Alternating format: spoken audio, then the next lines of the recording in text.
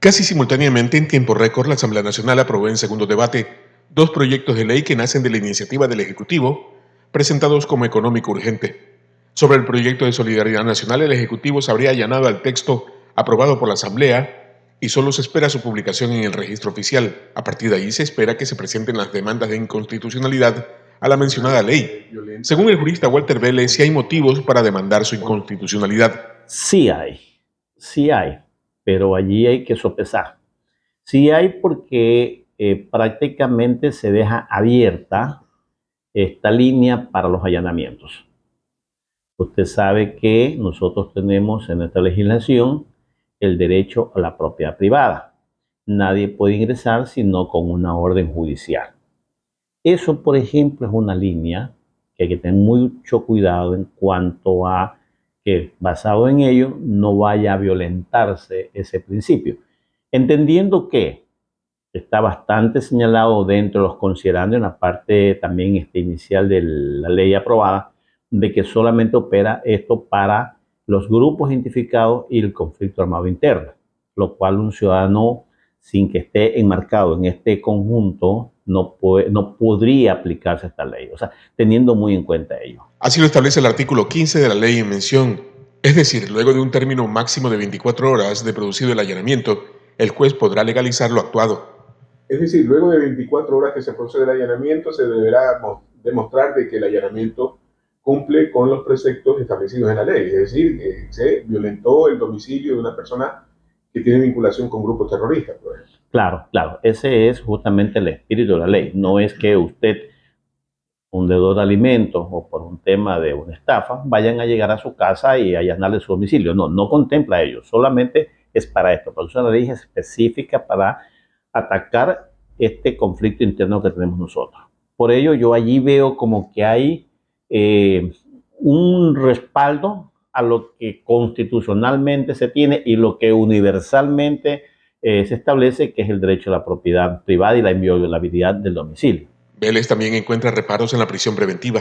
El artículo 16 señala que la prisión preventiva será la medida cautelar útil y eficaz para asegurar la comparecencia del procesado. Recordemos que el Ecuador es suscriptor del Pacto de San José de Costa Rica, que establece pues, que la medida privativa de libertad es el último ratio. Nosotros también somos parte de lo que se conoce como el pacto o el acuerdo de Tokio, que también tenemos nosotros en el numeral 8, que es ratificado por el gobierno en cuanto a que la prisión preventiva es el último ratio. Entonces, con esta normativa que he establecido que para los que están inmersos en estos grupos no hay la posibilidad de que se le den medidas alternativas. Ahora, si bien es cierto, rompe un principio constitucional y universal en cuanto a que no se va a conceder medidas alternativas, también de alguna manera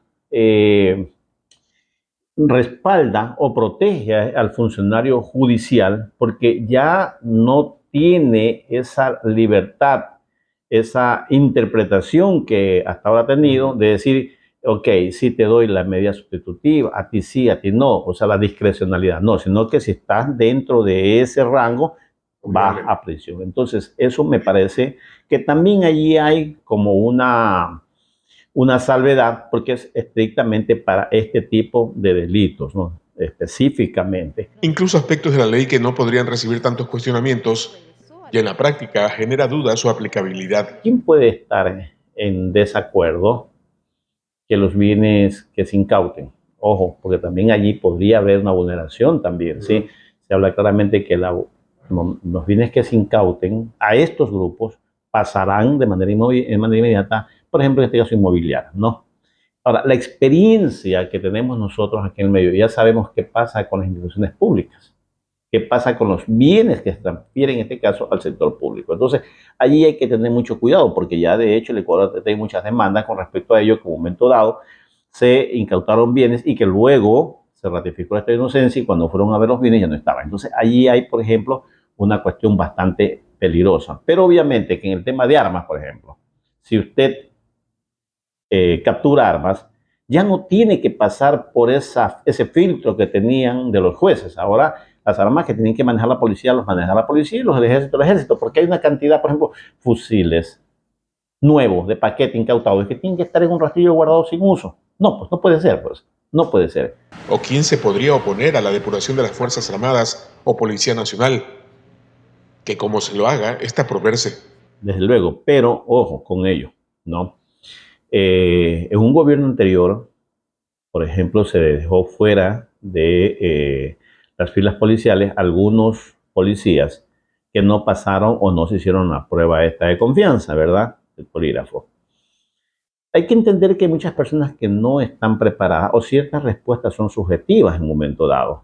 Y de hecho algunos han ganado ya las acciones que presentaron en un momento dado, han sido reintegradas a su trabajo. Entonces, hay que tener mucho cuidado, ¿no? Mucho cuidado con ello. Yo siempre digo, las leyes tienen un buen espíritu. El problema es quién las ejecuta. Pero las observaciones que pudiera recibir la Ley de Solidaridad Nacional no serían nada en lo absoluto en comparación con las que recibiría la Ley de Inteligencia. Según Walter Vélez, las demandas serán mucho mayores. Yo creo que ahí va a haber más. Hay más, porque ahí casi todo es subjetivo. De interpretación extensiva y de protección a la información que se obtiene.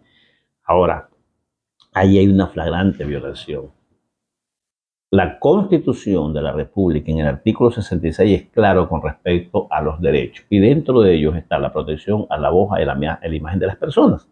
¿Cómo pueden a ustedes, sin ninguna orden judicial, comenzar, por ejemplo, a pincharle su teléfono, a grabar la información que se requiere sin que usted tenga conocimiento o sin que lo autorice, en este caso, una autoridad, por alguna investigación abierta? Es verdad que la información se filtra a veces, eso es verdad, pero habría que atacar a quien en un momento dado rompe el sigilo, pero no podemos nosotros quedar en este momento con una puerta abierta tan grande para que de una u otra manera se haga un uso indebido. Yo sí lo veo bastante peligroso eso. Y si eso genera polémica, ¿qué decir del uso de las identidades encubiertas? Es decir, los agentes del Servicio Nacional de Inteligencia podrán operar bajo identidades encubiertas. Para ello, el Registro Civil proveerá de nuevas identidades y documentos oficiales ficticios. Además, se permitirá el uso de técnicas de filtración para obtener información. Es bastante complicado porque mañana o pasado resulta que por alguna razón la información fue sesgada o no corresponde a los hechos. ¿Usted cómo identifica? Porque ni siquiera son seudónimos que ya están establecidos, sino que usted puede en ese momento adoptar una personalidad y bajo ese mote o esa personalidad es que usted va a actuar. Entonces se pierde el rastro, ¿no? Entonces, ahí sí como que está un poco medio oscuro el tema. Entonces, antes del festejo del oficialismo, se debe esperar el criterio de la Corte Constitucional y eso es más impredecible aún.